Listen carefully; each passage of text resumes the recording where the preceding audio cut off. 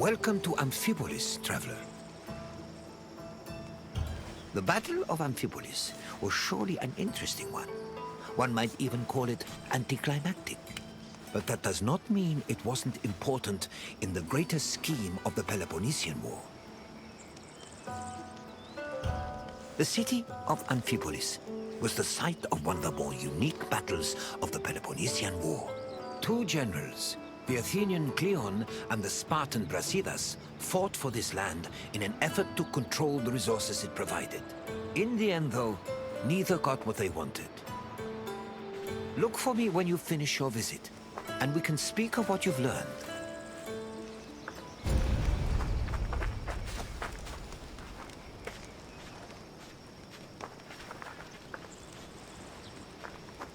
The land that would come to be known as Amphipolis was originally part of Thrace, a region inhabited by formidable semi-nomadic horsemen. Thrace was rich in gold and silver mines.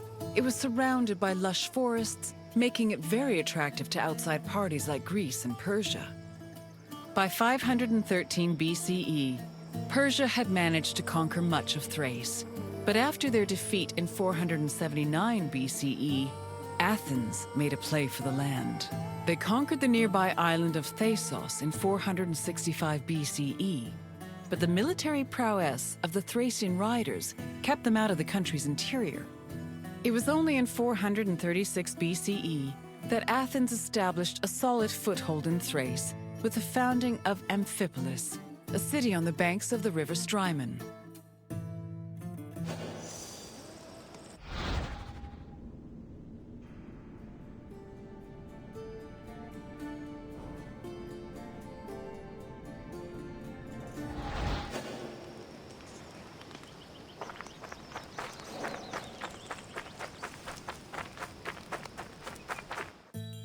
During the Peloponnesian War, the Spartan general Brasidas sought a way to subvert Athenian power across the Greek world.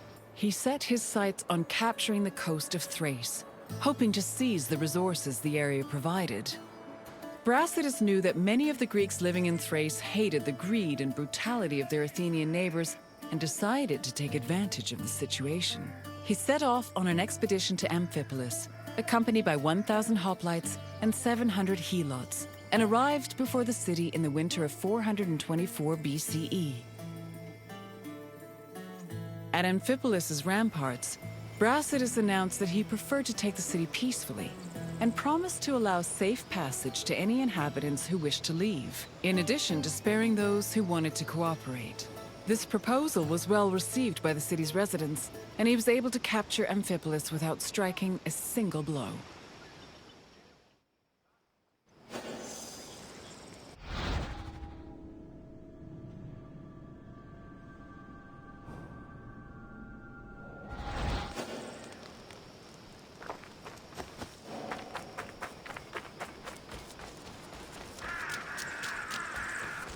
Brasidas' march on Amphipolis blindsided the Athenians.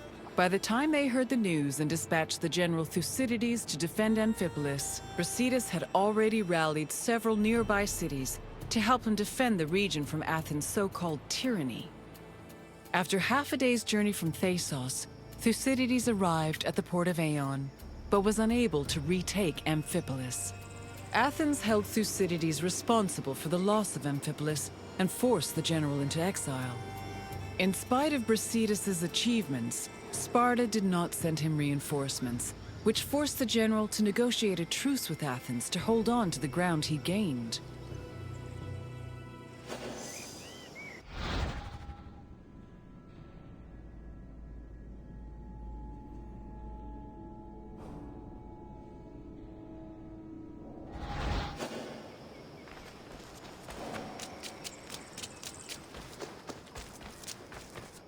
The matter of how to deal with Amphipolis divided Athens. The politician Nicias, as well as the city of Sparta, hoped that peace could be negotiated. However, the popular Athenian statesman and general Cleon wanted to continue fighting the war. Indecision continued until 422 BCE, when Cleon was elected as one of Athens' strategists. This decision made it clear that the city's people were in favor of war.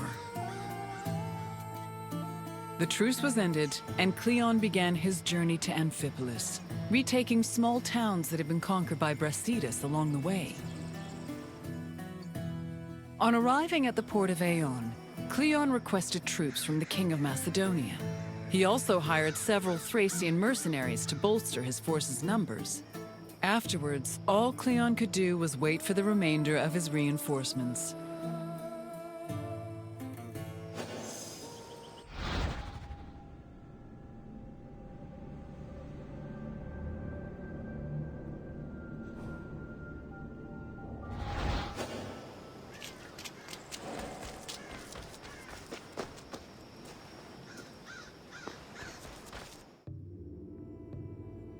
While they waited, the Athenian forces began to resent Cleon's hesitation to attack.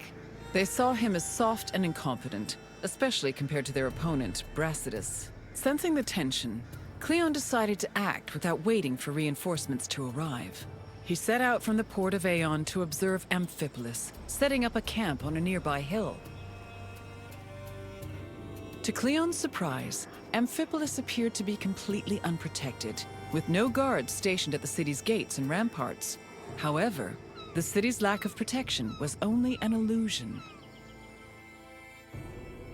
Even so, upon seeing this, Cleon regretted that he did not bring wooden towers, which would have allowed him to easily recapture the city.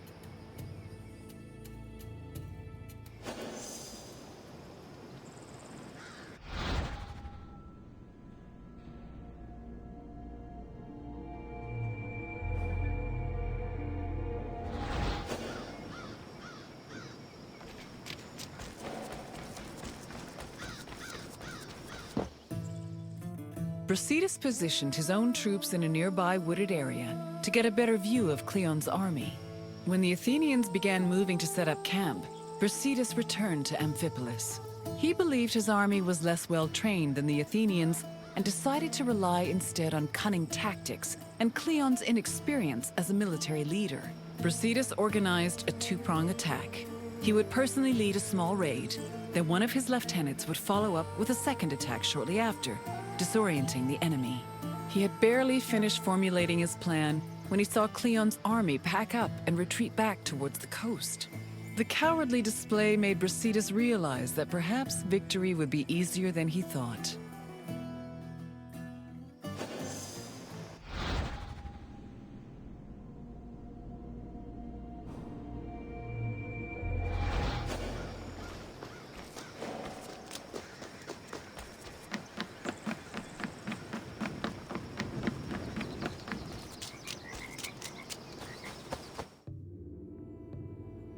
After seeing Brasidas' troops return to Amphipolis, Cleon decided to fall back to the port of Aeon and once again wait for reinforcements. Unfortunately, his exact orders were confusing and contradictory, which left the Athenian forces in disarray.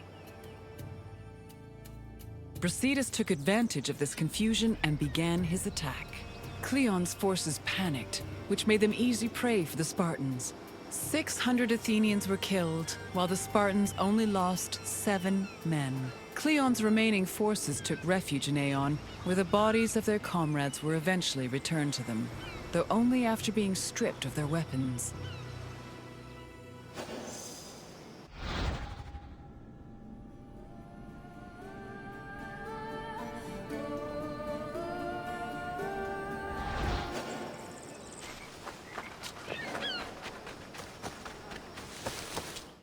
During the pitched battle between the Spartans and the Athenians, both Brasidas and Cleon were killed.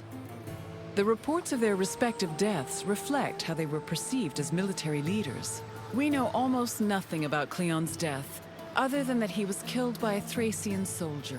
Brasidas, meanwhile, survived long enough to be taken back to Amphipolis, where he was informed of his victory. He was buried inside the city, which was considered an honor bestowed only upon heroes, and was celebrated as the true founder of Amphipolis.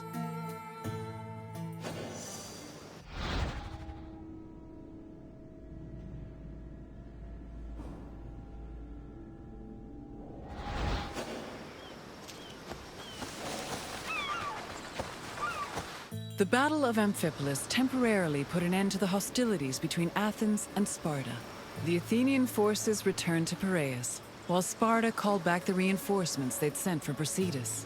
The death of both Brasidas and Cleon encouraged the two cities to push for peace. The negotiations took time, but Sparta and Athens eventually agreed to return to the way things were before the Peloponnesian War. The resulting treaty became popularly known as the Peace of Nicias.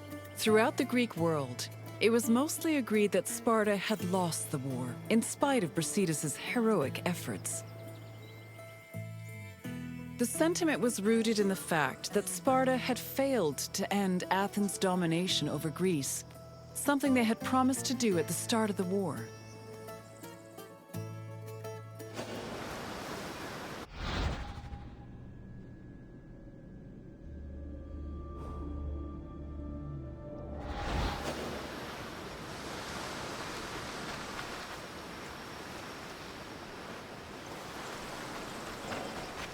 I see you're done with your tour.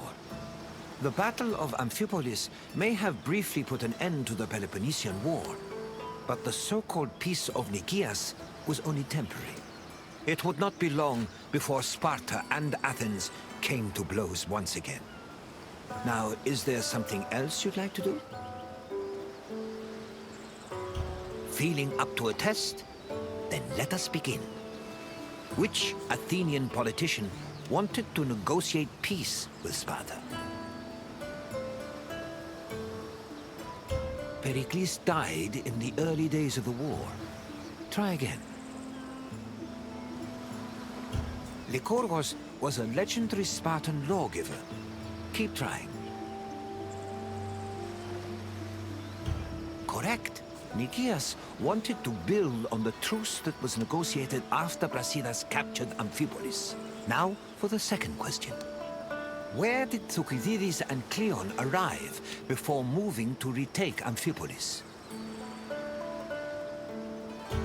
No, Marathon was the site of a famous battle between the Greeks and the Persians. Try another answer. Phaleron was one of Athens' ports. Try again. No, Piraeus was closer to Athens. Keep trying. Yes, Ion is where both Thucydides and Cleon's forces arrived before trying to retake the city. I have one last question for you. Amphipolis was located in which region? Amphipolis was not part of Evia. Keep trying. Amphipolis was not located in Argolis. Try another answer. No, Amphipolis was not in Thessalia. Try again. Yes, Amphipolis was located in Thrace. It seems there's nothing I can ask that you cannot answer. Congratulations, traveler. Very well. I hope you enjoyed your visit.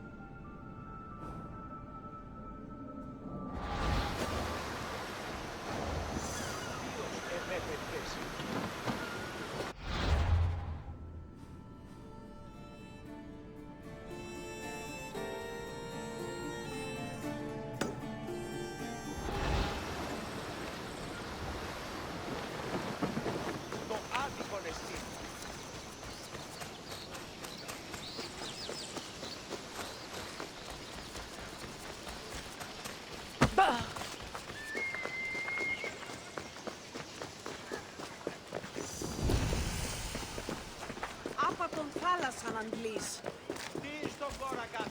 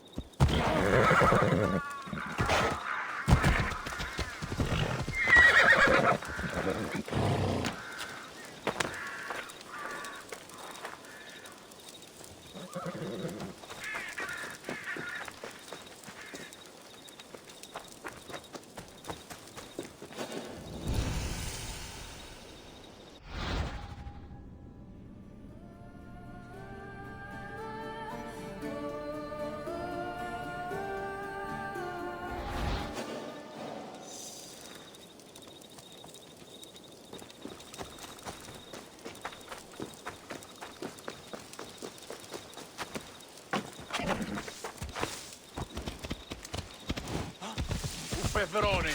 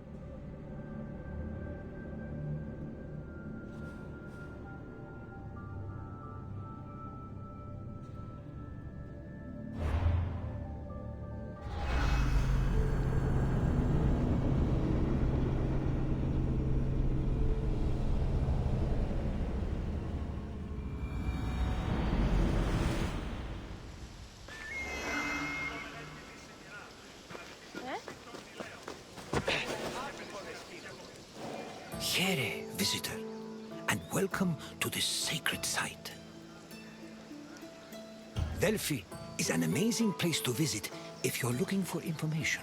I've come here on several occasions in search of answers to some particularly puzzling questions, and sometimes I even found them. This is Delphi, home of the renowned oracle. Greeks considered it the navel of the world. Pilgrims and kings journeyed here from all over Greece and beyond, seeking advice from Apollo through the voice of his interpreter, Pythia. During your visit, you will experience the sanctuary through a pilgrim's eye and discover how important oracles and prophecies were to the people of Greece. Now, go off and begin your pilgrimage. I will be waiting for you at the end of your visit.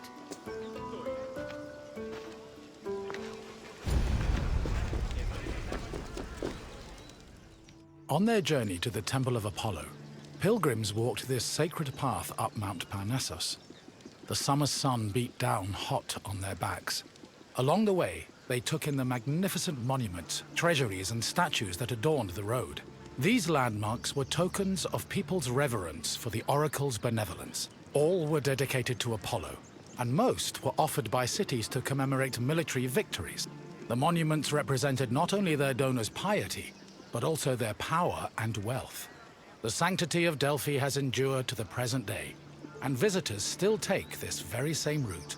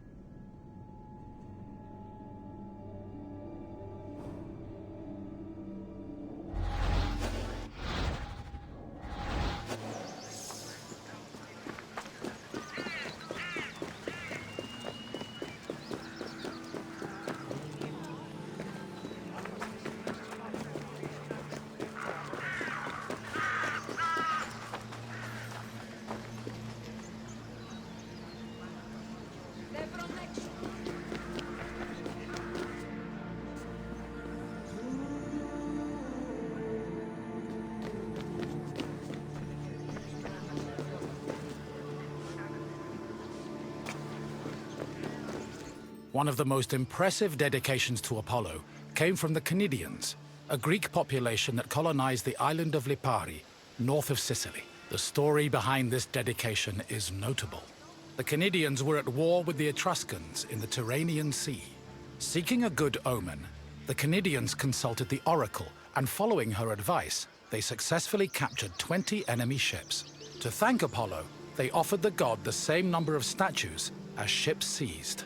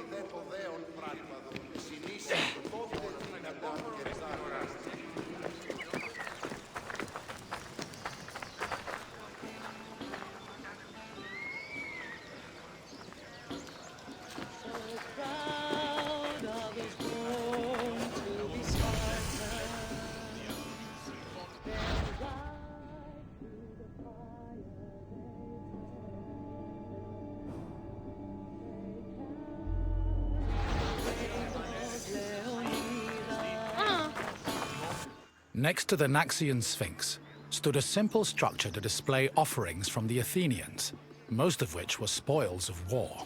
In particular, these offerings, called ex-votos, were prows of sunken Persian ships. The Athenians built the portico after their naval victory over the Persians in 478 BCE.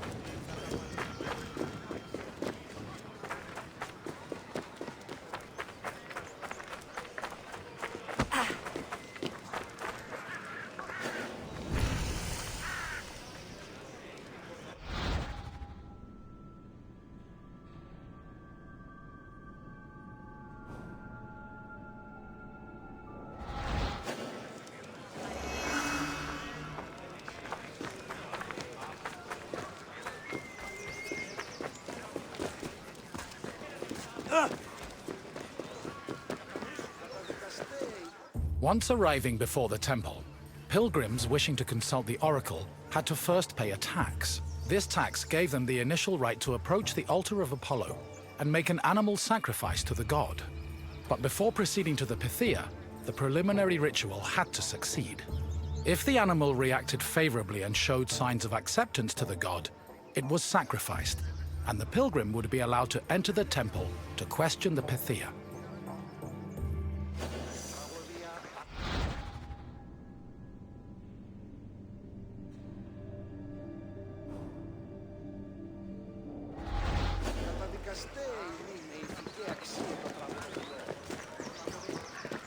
At last, we arrive at the Temple of Apollo, where the oracle relayed her prophecies. The temple was the final destination of those seeking an audience with the Pythia, and its appearance matched the majesty of its purpose.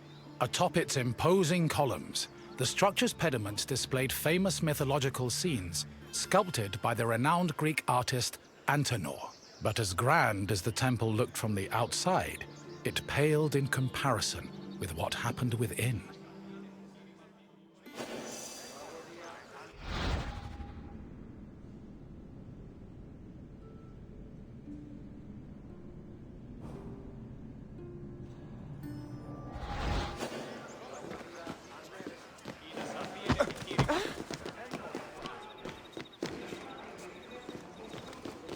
Prophecies were given in the most restricted part of the temple, the Adyton, by a chaste woman known as the Pythia. Before delivering prophecies, she first purified herself with water, then burned laurel leaves and barley flour to begin the ritual. Finally, while seated on a tripod surrounded by offerings, the Pythia delivered Apollo's messages.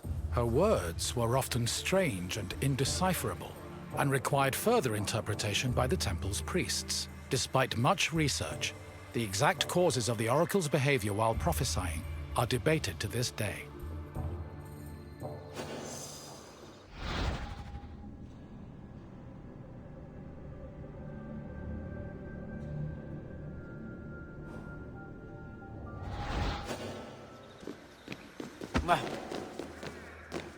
Myths say that while searching for an oracle who could impart their words to mortals, Apollo established a sanctuary on Mount Parnassus. Apollo took over this site by slaying its sinister guardian, the snake-like Pytho.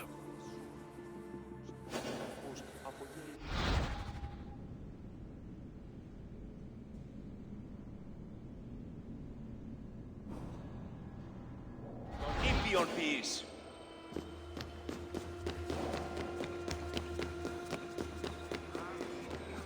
Your visit is complete. I hope you now understand how important this sanctuary was, and how it affected the lives of people both in the Greek world and beyond its borders. To be honest, I could speak about Delphi all day.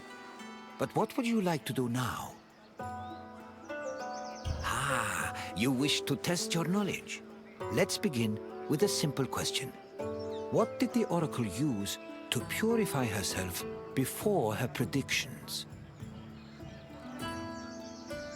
While animal sacrifices were required to see the oracle, their blood was not used in the purification ritual. Try another answer. Fire was used to burn laurel leaves and barley flour before the prediction, but not for purification. Try a different answer. Correct. The oracle used water for purification. Time for another question. Which god was believed to speak through the oracle at Delphi? Hermes did not speak through the oracle at Delphi. When you're the messenger of the gods, you surely can't stay in one place for too long. Try again. There is evidence of oracular sites dedicated to Zeus, but Delphi was not one of them. Keep trying. The god of the underworld was both feared and respected by mortals, but he did not speak through the oracle at Delphi. Try another answer. Yes, the oracle allegedly spoke the words of Apollo, which were then interpreted by priests. One final question for you. Delphi is situated on which mountain? This mountain is known for being the supposed site of Heracles' death, but it was not close to Delphi. No. You may want to check a map. Correct. Delphi stood on the slope of Mount Parnassus. Well done, traveler. Your knowledge rivals that of the wisest philosophers. As you wish. It has been a pleasure sharing Delphi with you.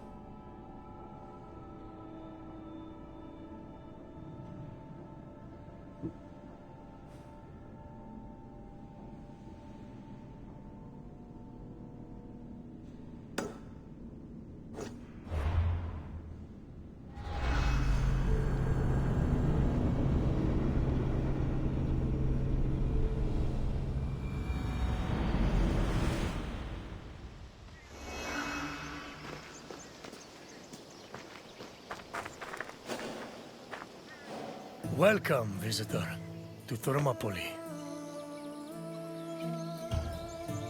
Thermopylae stirs many feelings in my heart. Rage at the Persians' arrogance. Regret that I could not do more. But mostly, I feel proud. Proud of my city, and of my men, who fought to protect the very soul of the Spartan people. For those few fateful days, they were my brothers. I miss them all. Thermopylae was where a courageous group of Spartans stood amongst other Greek soldiers and held off the forces of King Xerxes, the Persian. When you're done, find me and we'll speak more.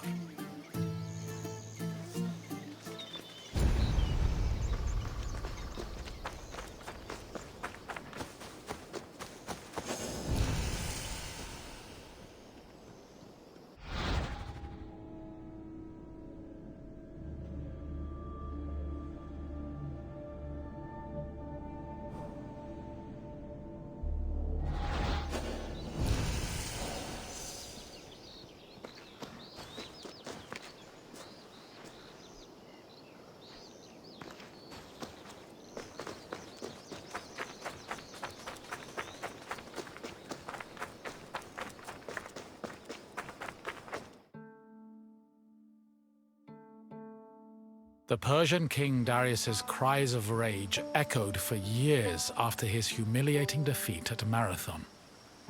Even after Darius's death, his son Xerxes continued to seek vengeance against the Greeks. According to Aeschylus, Asia was emptied of all its men. Greek spies brought the news of Xerxes' imminent invasion back to their homeland. Afterwards, many discussions were had on the best place to mount a defense. In the end, the Greeks decided on Thermopylae. The area featured a narrow pass that could act as a bottleneck for the Persian army, negating their numerical superiority. It also offered naval advantages, offering the Greek fleets opportunities for flanking. 5,000 Peloponnesian Greeks set up at a fort near the entrance of the narrow passage, otherwise known as the Hot Gates. Leading them was Leonidas, a Spartan king who prided himself on supposedly being a direct descendant of Heracles. Leonidas was accompanied by several elite soldiers who together made up the famous 300 Spartans.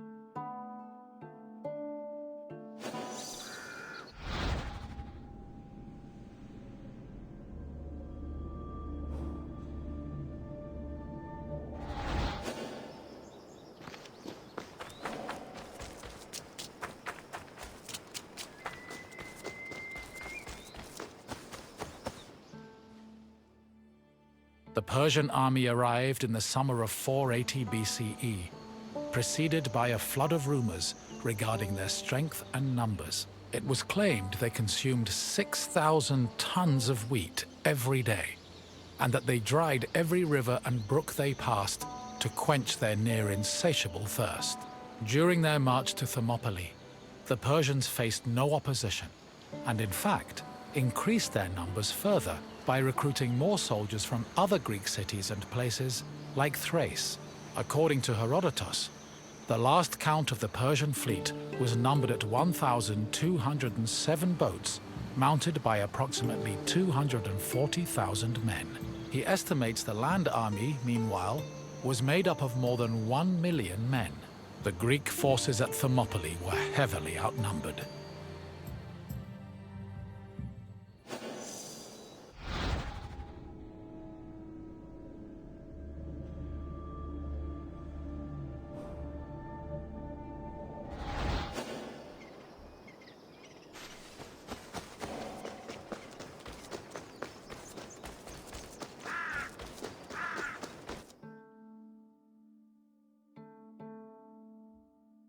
Xerxes believed that at the sight of his massive army, the Greeks at Thermopylae would flee in terror.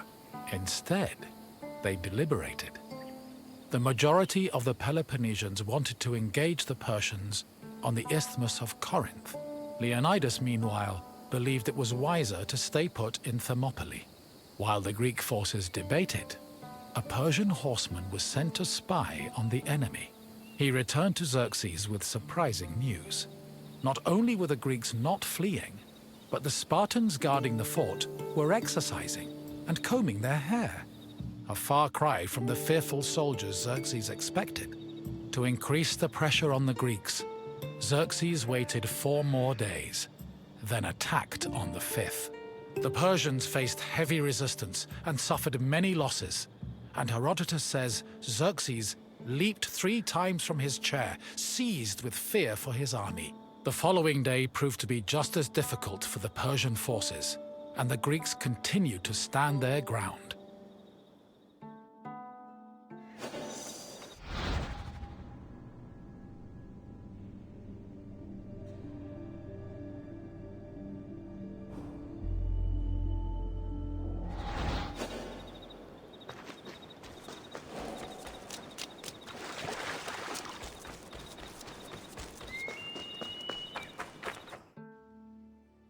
The Persians seemed poised to be held at Thermopylae indefinitely, until an inhabitant from the region came forward with information. He told the Persians of another route which could take them around Thermopylae. A Persian contingent was sent to verify the information. While there were Greek soldiers stationed to guard the route, they were forced to flee from the Persians. Thus, on the 3rd day of the battle, the Greeks were surrounded by their enemy.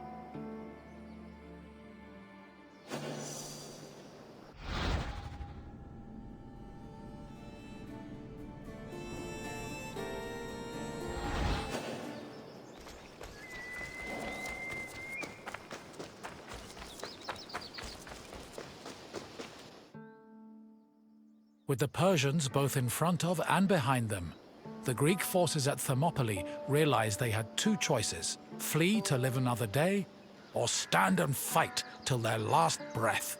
Most of the Greeks chose the former option, but some stayed, including Leonidas and his 300 Spartans. For the Spartans, dying a glorious death was one of the highest honors they could achieve. The few members of Leonidas's Spartans who did not participate in the last stand at Thermopylae felt that they had missed an opportunity for honor and either committed suicide or continued living under the mockery and disgust of their fellow citizens.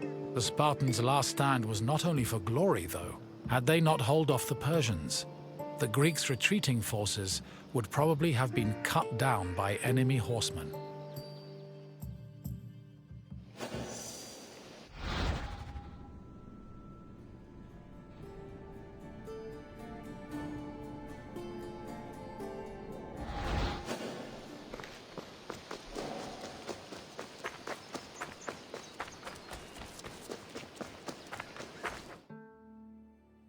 On the morning of the 3rd day, King Xerxes was assured of his victory.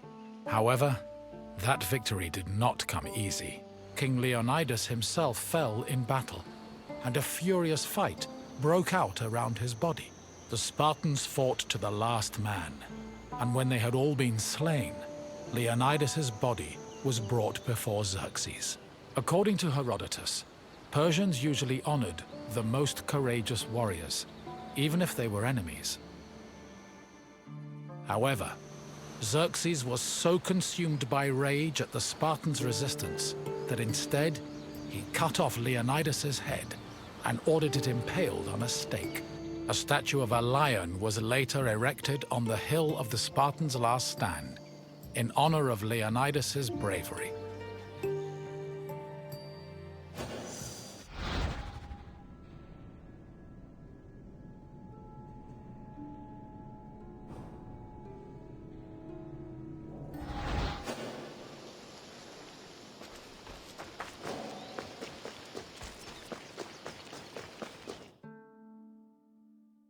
Though they were victorious, the Battle of Thermopylae shook the morale of the Persian army.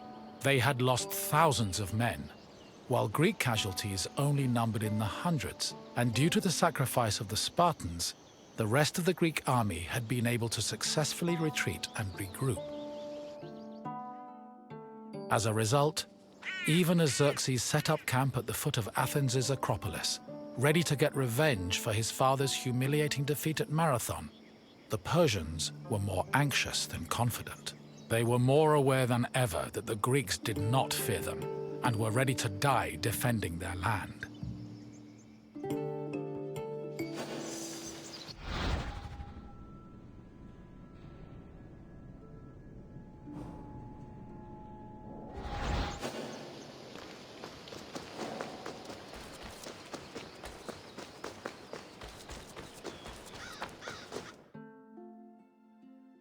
In the end, the Battle of Thermopylae was still a loss for the Greeks.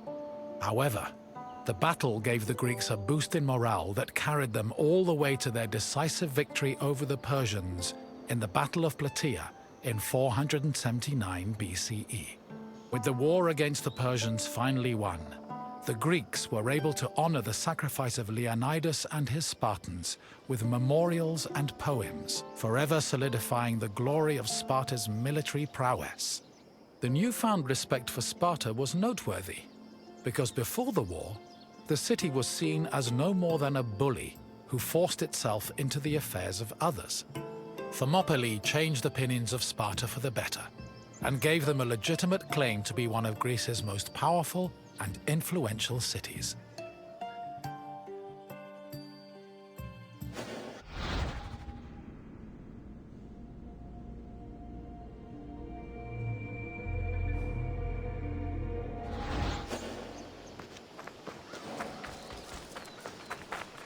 You've finished. I hope you understand the magnitude of the sacrifices made at Thermopylae. Without them, the Greek people would have surely ended as a footnote in Persian history. Is there something else you'd like to do? If you think you're ready, let's begin. First question. Who was Xerxes' father? Alcibiades was an Athenian politician. Try a different answer. Yes. One of the main reasons Xerxes invaded Greece was to get revenge for Darius's defeat at the Battle of Marathon. Another question for you. Which battle is seen as the final victory against Xerxes' Persian forces?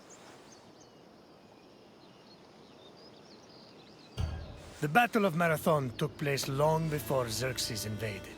Try another answer. Correct.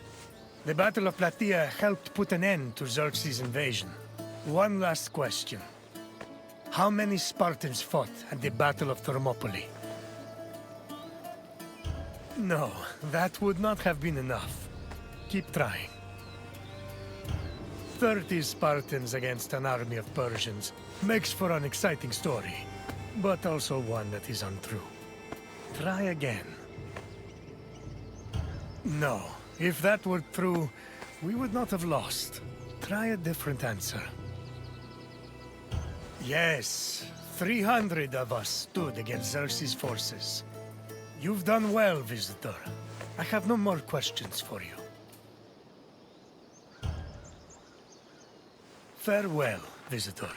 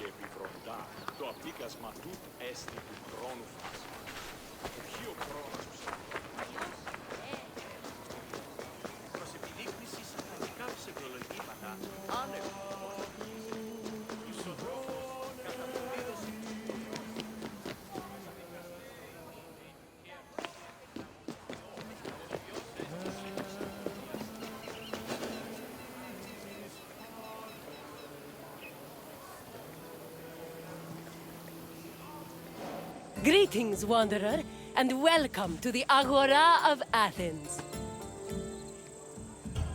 I love this Agora. Where else could you find a common fish merchant and an extravagant jewelry seller within a few feet of each other?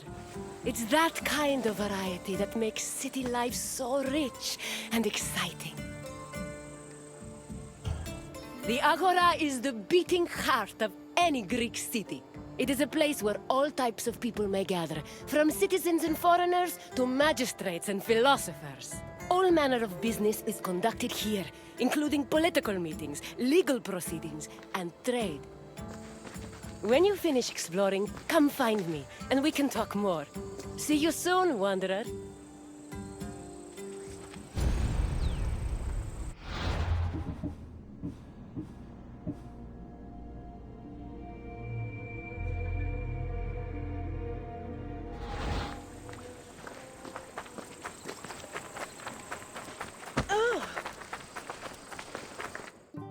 The Agora was the civic center of Athens, but it wasn't only frequented by politicians and city officials. The area housed a market where people could purchase food and other goods from merchants. It was also frequented by philosophers, who used the public space to establish schools and pass on their teachings to students. Religion had its place as well. Temples dedicated to Hephaestus and Apollo were located in the Agora, along with the altar of the 12 gods and the monument of the eponymous heroes.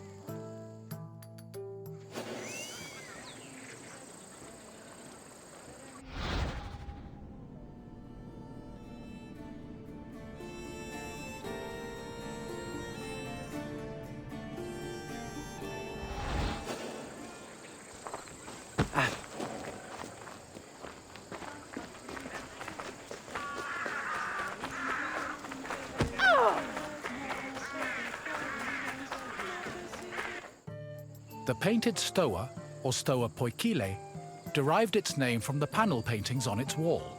The paintings were created in the 5th century BCE by famous artists like Polygnotus and depicted Greek military victories like the Battle of Marathon. The stoa served as a public meeting place for citizens, but it was especially popular with philosophers who used the space to pass on their teachings. In 301 BCE, the philosopher Zeno of Kition chose the Stoa Poikile as the location for his school of philosophy, the appropriately dubbed Stoicism.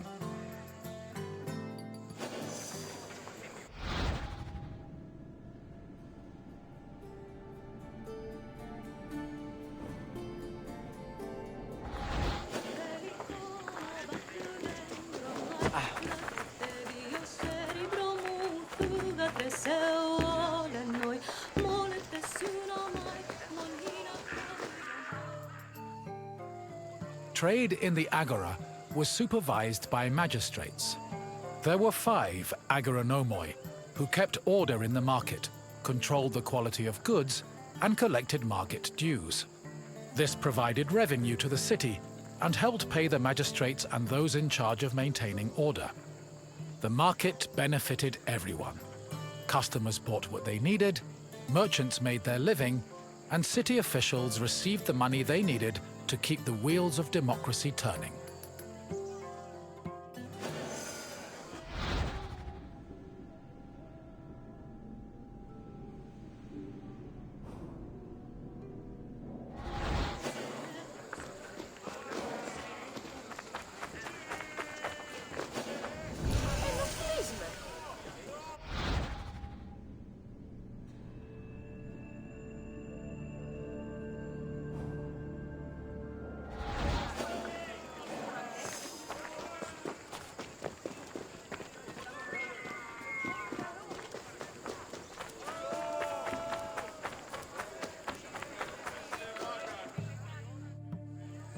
The original Temple of Apollo Patroklos was built around 535 BCE by Pisistratos, but was destroyed by the Persians during their invasion a few decades later.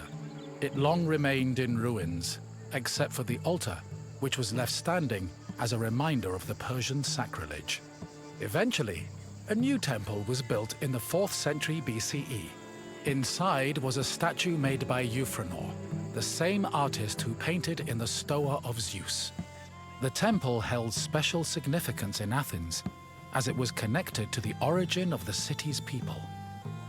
The name Patroklos, meaning fatherly, referenced the belief that Apollo was the father of Aeon, founder of the Aeonian Greeks, from whom all Athenians are descended.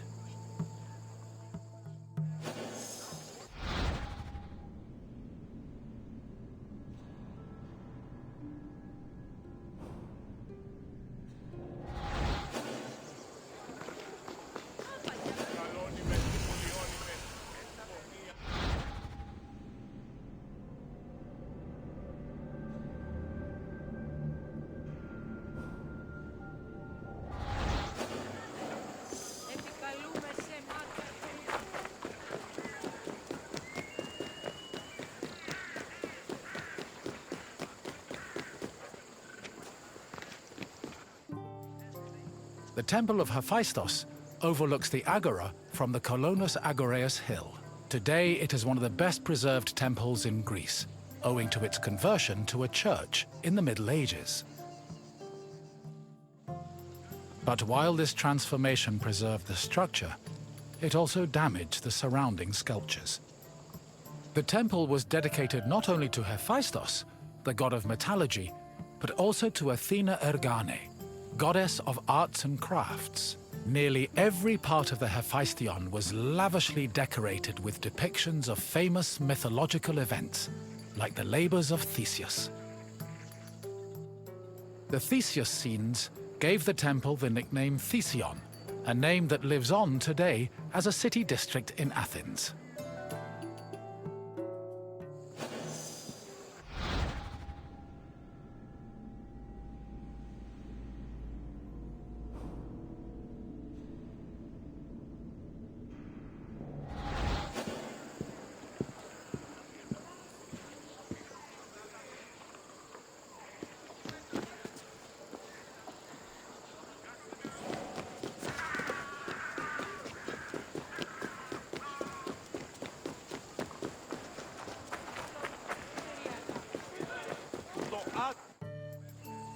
The Boulaterion was another building in the Agora that contributed to the democratic process.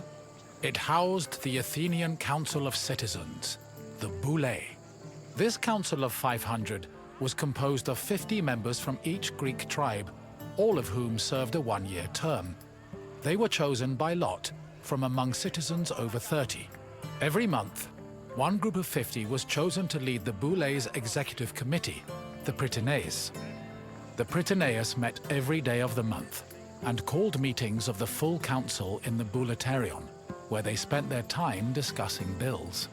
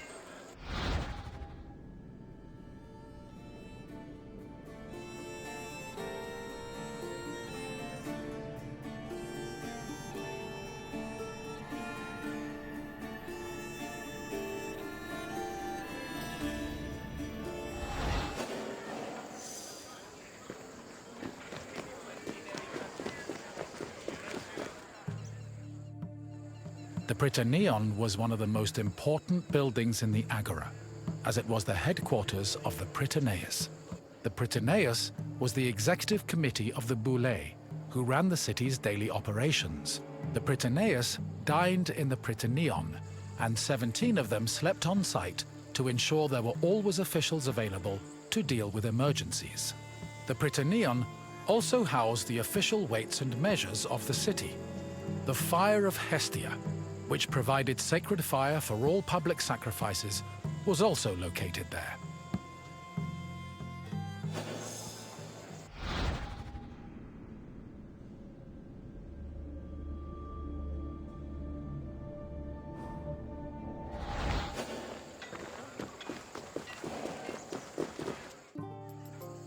The Heliaia was the most important court in Athens and was presided over by a group of judges called Heliasts. Judging was a regular part of an Athenian citizen's life, with trials happening almost every day. Heliasts were chosen randomly based on 2 factors. First, that they were on the official list of 6,000 potential Heliasts. Second, that they were present at court on the day of the trial. A stipend of 2 obols was established by Pericles to compensate for the loss of work while on Heliast duty, and also to encourage participation in the judiciary process.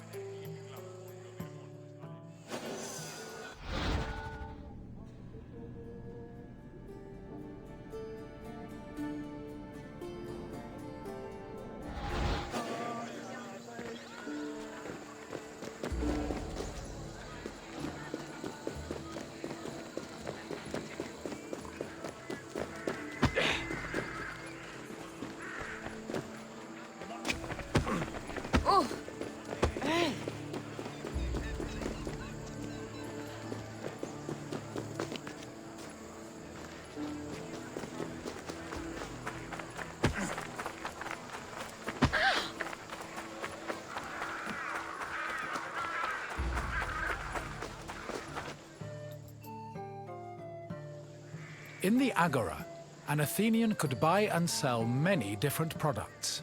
The permanent retail market was divided into sections according to the category of merchandise. Merchants and craftsmen who worked in the market could be citizens, foreigners, or even freed slaves. They sold everything from food and clothes to jewelry and slaves. With so much variety, competition was fierce, and that competition helped regulate the market's prices.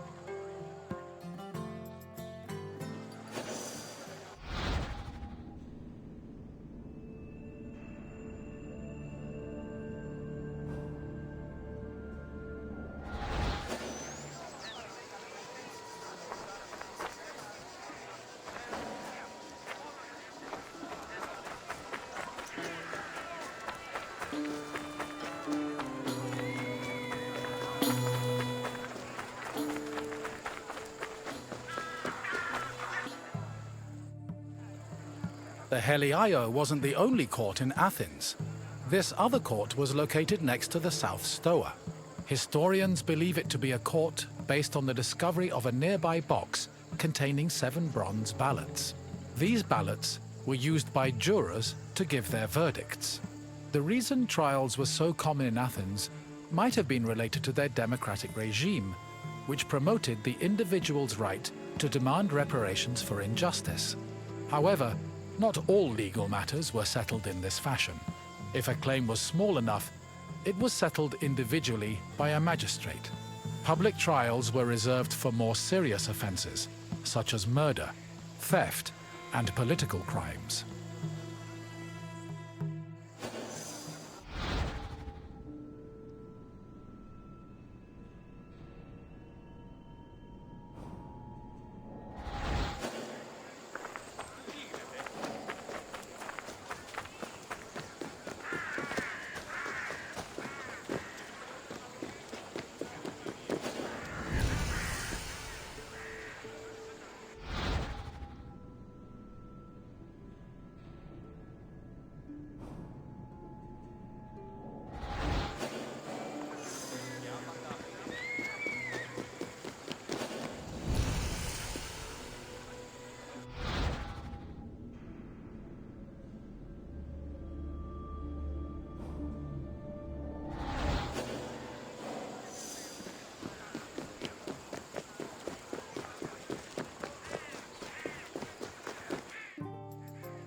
The mint was where the city made its coinage.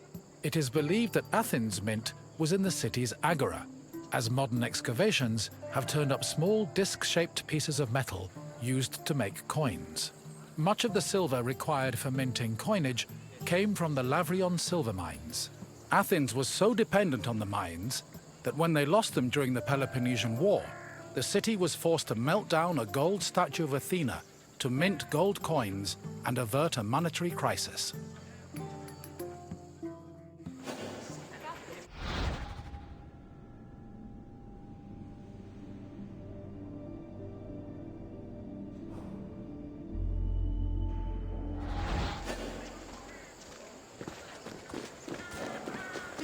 You have now experienced the Agora, following in the footsteps of countless Athenians before you. I hope the trip has impressed upon you how important this place was to trade, politics, and law. If you have any questions, don't hesitate to ask. Very well, let's begin. Which philosopher's school took its name from the painted stoa? Socrates was one of the greatest minds in Greece, but there are no records of him teaching at the painted stoa. Try a different answer. Yes, Zenon taught at the stoa, and so he and his followers were dubbed Stoics. Time for another question. What other name has the Iphistion gone by? Correct. The name was inspired by the scenes showing the hero Theseus, which decorate the temple. Only one question left. When Athens lost the Lavrion silver mines during the Peloponnesian War, which statue did they melt down to mint new coins?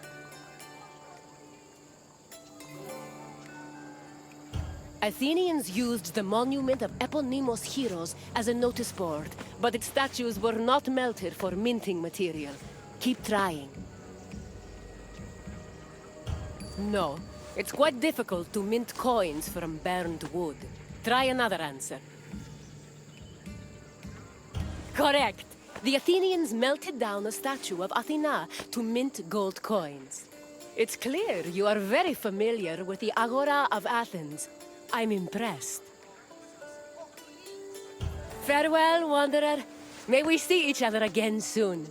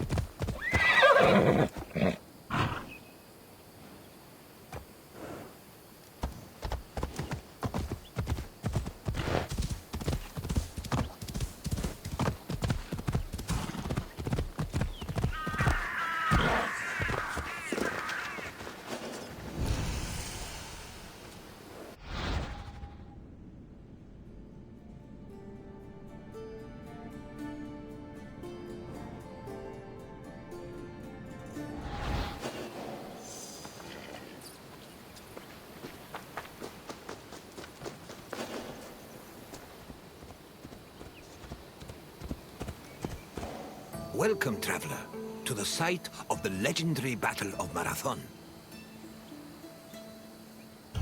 It's truly incredible that such a small place would have such tremendous significance. But then again, even the tiniest pebble can send ripples through the water.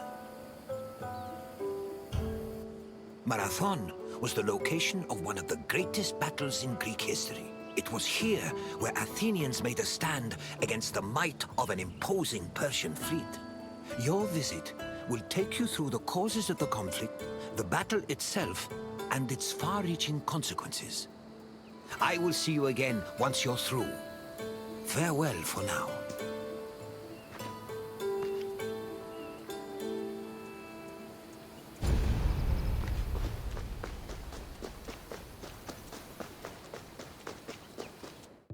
In 490 BCE, 600 Persian triremes landed on a beach 35 kilometers north of Athens. Standing in their way were 11,000 hoplites led by the prestigious Athenian general Miltiades. The Persian forces outnumbered the Greeks approximately 5 to 1, and yet the smaller force managed to push back their would-be conquerors. The Battle of Marathon was a major turning point in the Greco-Persian Wars, and the Athenians' victory would be celebrated for many years. The modern-day distance-running event is named a marathon in memory of a soldier from the battle who ran back to Athens to announce their victory, though whether this is real or legend is uncertain.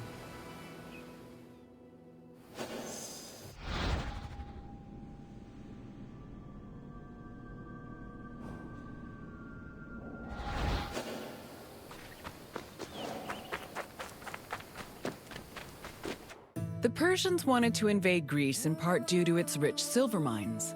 In 545 BCE, they came closer to this goal after their victory over Croesus, the king of Lydia. The victory forced some Greek populations in Asia Minor to surrender and gave the Persians a solid foothold to carry out a large-scale invasion. In 494 BCE, the city of Miletus revolted against its Persian rulers.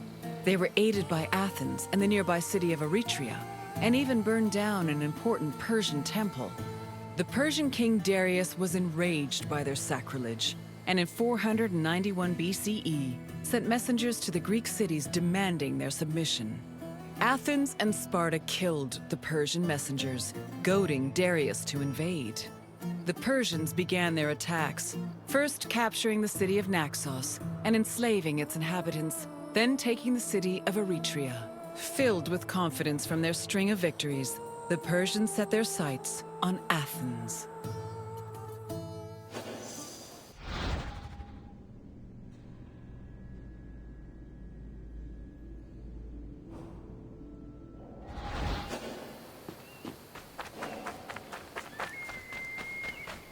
The Greeks were surprised by the ferocity of the Persian attacks.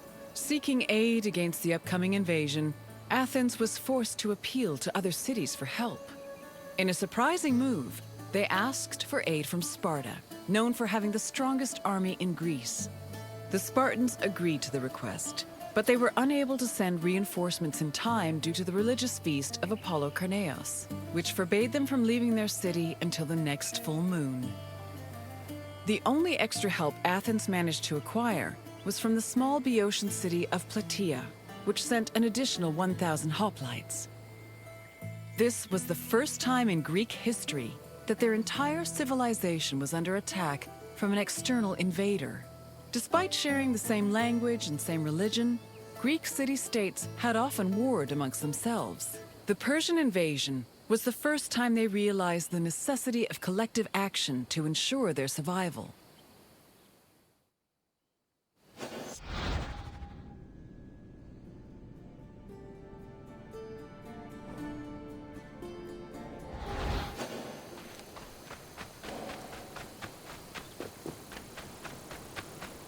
The Persian fleet originally planned to land at the port of Phaleron. However, the exiled Athenian tyrant Hippias, who sided with the Persians, advised them to land at Marathon instead, where it would be easier to deploy cavalry. The Athenians were unaware of the Persian battle plans and left Marathon undefended. This allowed the Persians to quietly set up camp on the beach, while Athens scrambled to mount a defense.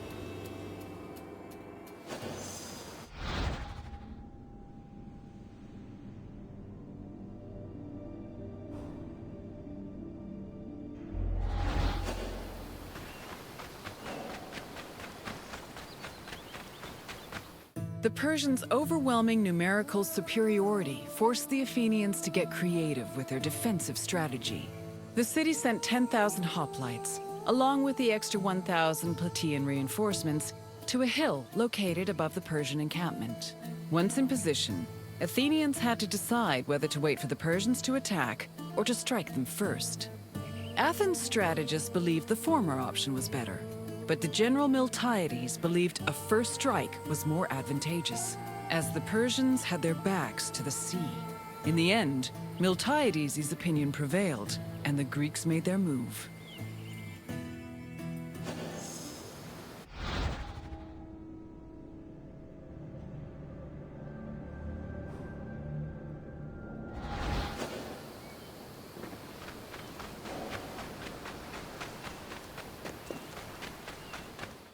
According to Herodotus, the Greek forces charged at the Persians without archers or cavalry. The Persians were unprepared for what they saw as an act of madness. While they were able to hold the Greeks back at first, they were eventually pushed back to their ships and forced to retreat. The Persians suffered heavy losses during the battle, with approximately 6,400 casualties. The Athenians, on the other hand, only lost 192 soldiers.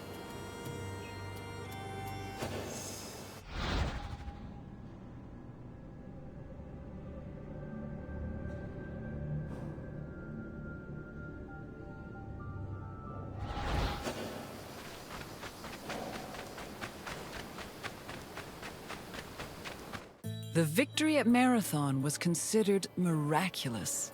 The Greeks attributed this miracle to the appearance of legendary heroes who they allegedly saw return from the dead to fight at their side in defense of the city.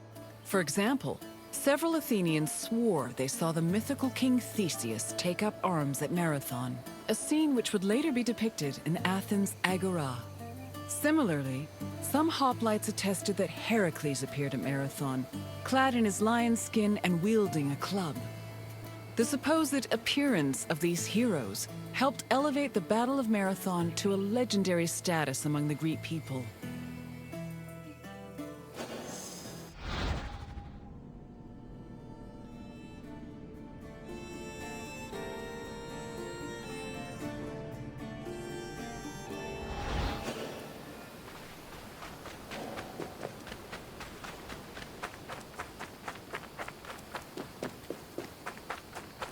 After the Persians fled Marathon, they tried to invade Athens by way of the Bay of Phaleron.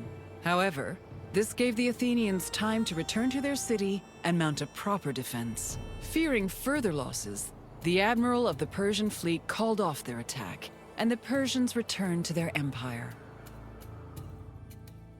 Darius was furious at the campaign's failure and decided to seek vengeance in a retaliatory expedition from both land and sea. Meanwhile, Sparta begrudgingly congratulated Athens on their victory.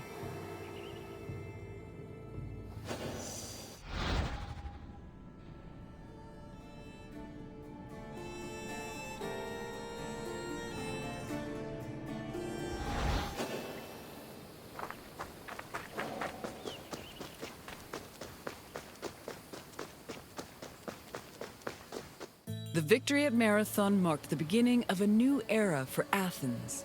According to Herodotus, Athens' success at pushing back the Persians ranked them first in the ongoing competition between the Greek city-states. The Athenians immortalized their prestige by erecting monuments in both their own city and in Delphi. The Battle of Marathon was also perceived as a blow against tyranny. Tyranny went from being perceived as a simple flaw in authoritarian excess to major treason against the homeland, a sin that rulers would take great pains to avoid being accused of. This helped consolidate the institution of democracy for the next 2 centuries.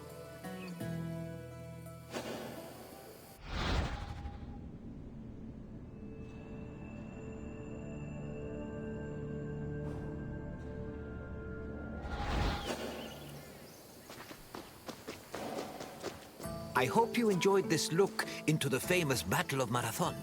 It was not only a major turning point in the history of Athens, but also for all of Greece. Its repercussions would be felt for many years to come. Is there anything else you'd like to do? Of course. Let's start with a simple question. Which Athenian general led the Greek forces at Marathon? Leonidas was a Spartan warrior king and would not have led an army of Athenian soldiers. Try again. Brasidas was a Spartan general, and while Athens asked Sparta for aid, they were unable to send reinforcements in time for the battle. But please, try another answer. Alcibiades was Athenian, yes, but he was born a few decades too late to fight in the battle. Keep trying. Correct. Miltiades led the forces at Marathon, and it was his strategy that helped the Greeks push the Persians back. Time for another question. Which Greek city revolted against the Persians in 494 BCE? Persepolis was actually the ceremonial capital of the Persian Empire, so I doubt it had much reason to revolt. Keep trying, though. No, I'm afraid Naxos was taken by the Persian fleet on their way to Athens. Try another answer. Correct. Miletus revolted against Persian rule, with support from both Athens and Eretria. One more question. Which other Greek city aided Athens at Marathon? Unfortunately, Eretria was taken by the Persians, and thus unable to help. Keep trying. Yes, Plataea sent 1,000 Obides to aid the Athenian forces. Well done, traveler. You have learned much. Farewell, traveler. I hope to see you again soon.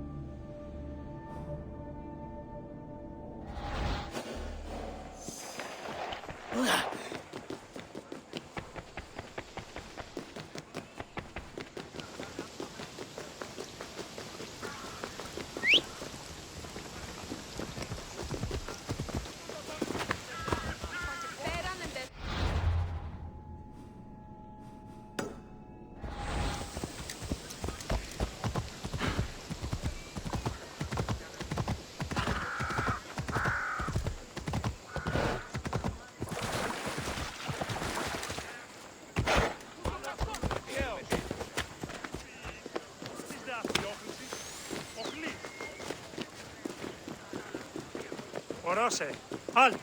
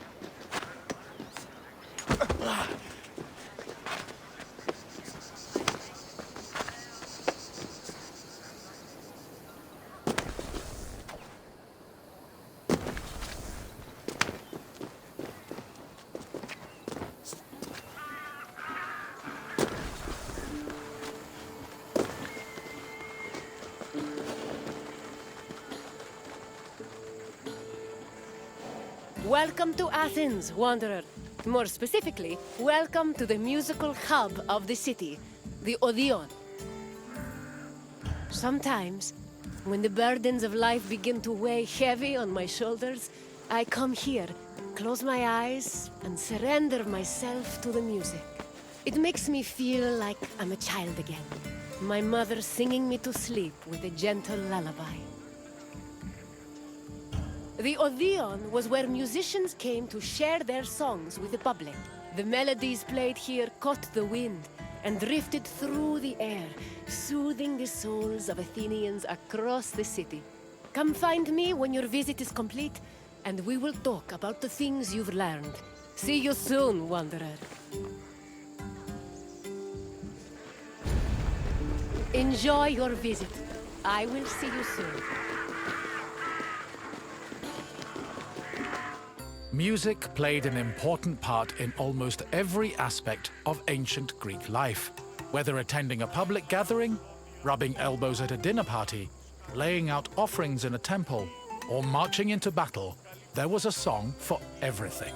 Aristotle even wrote that music increased the efficiency of laborers, and it was often played for rowers and field pickers to keep them working at a steady rhythm.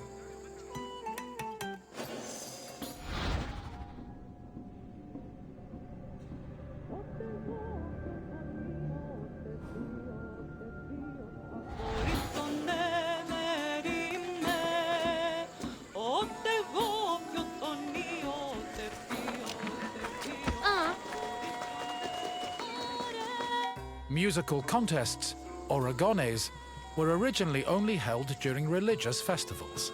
Over time, they became cultural events in their own right, and attracted musicians and spectators from all over the Greek world. For example, the Athenian Panathenea festival featured competitions for instrument playing and poetry recitation. The Dionysia festival included contests between groups of male singers to see who could best perform a dithyramb, a merry hymn in honor of the god Dionysus. While these contests could be attended by all, women weren't allowed to compete in them. In the early days of the competitions, winners only received a crown and an ego boost for their talents. But from the Hellenistic period onward, the rewards were upgraded to cash prizes. These prizes were large enough for musicians to make a fortune, especially if they moved from festival to festival.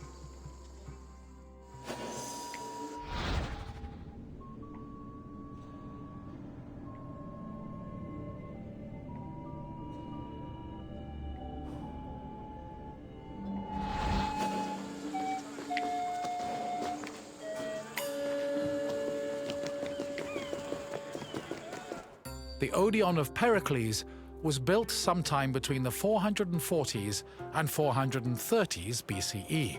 The building was commissioned by Pericles for use in the Panathenea festival. The Odeon was also a venue for poetry readings, political rallies, and philosophical performances. According to ancient sources, the original design of the Odeon was inspired by the tent of the Persian king Xerxes, a spoil of war the Athenians salvaged after their decisive victory at Salamis in 480 BCE. The building's roof was made of timber from captured Persian ships. In this sense, the Odeon was both a triumphant symbol of Athens and an insult to their Persian enemies. This structure was considered one of the grandest architectural accomplishments of ancient Athens.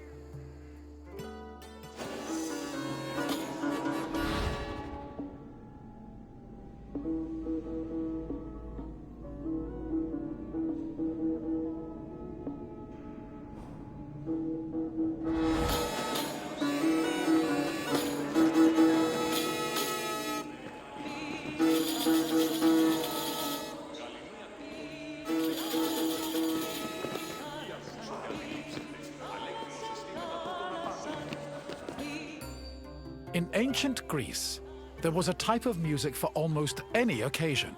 Complicated songs like hymns, paeans, and dithyrambs were meant for the ears of the gods, and as such were usually played during religious ceremonies and civic life. Meanwhile, a hymenaeus was a song performed at weddings, and a threnody accompanied funeral processions. For more merry occasions like symposia, scholia were the soundtrack of choice. However, drama was considered the epitome of artistic expression, since it combined songs with poetry, dance, acting, and costumes. Plays were thought to be the connection between mortals and gods, and the songs that accompanied them, especially those from the tragedies of Euripides, often became huge hits in the rest of Greece.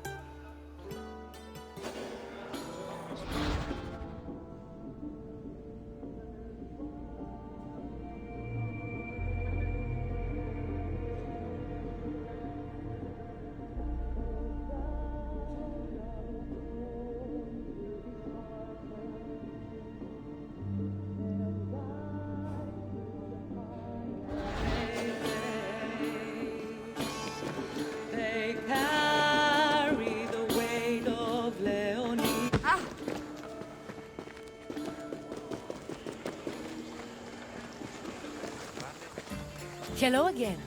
I trust your visit was worthwhile, and that learning of music was a feast for your mind. I know it was for mine. Is there anything else you'd like to do? Fancy yourself an expert on music? Then let's put your knowledge to the test. Which of the following songs was played at weddings? It's true that the Thiramvi were on the merrier side, but they were sung in honor of Dionysos, not newlyweds. Try again. Correct. A Imeneos was performed at weddings to wish the couple a happy and prosperous union. Let's move on to the second question. The Odeon of Pericles was modeled after spoils of war from which Athenian enemy? Given the Peloponnesian War between Sparta and Athens only began later, there would not have been any spoils from Sparta to incorporate into the building. Try again. Athens would go to war with Macedonia in the 4th century BCE, almost 100 years after the construction of the Odeon. Try another answer. I'm afraid Atlantis did not actually exist. Or at least, not as people think it did. Try again. Correct. Not only was the design based on the tent of the Persian king Xerxes, but the building's roof was made of wood from captured Persian ships. Only one question remains. According to Aristotle, music was especially important to which group of people?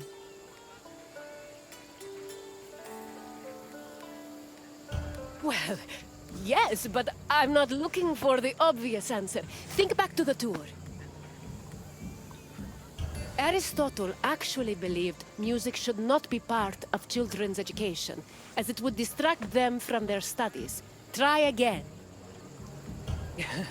Given that the politician's main tool is their voice, they probably preferred not to be drowned out by an entire chorus of singers. Keep trying. You are correct. Aristotle believed music improved certain motor skills, so it was played for field pickers and rowers to increase their work output. You definitely have an ear for music, Wanderer. I applaud you. Farewell, Wanderer. I hope you enjoyed the sweet sounds of the Odeon.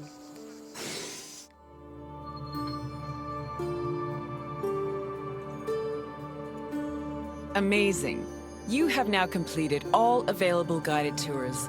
Congratulations on your achievement and dedication to knowledge. We hope you have enjoyed your explorations into the rich history of ancient Greece. Even though you've done all the tours, there's still plenty left to see. There are hundreds of world stations to explore, mountains to climb, seas to swim, and sunsets to watch. Remember that you're welcome to return to guided tours at any time and replay your favorite ones. On behalf of the Assassin's Creed team, thanks for playing the Discovery Tour, and we hope to see you again soon.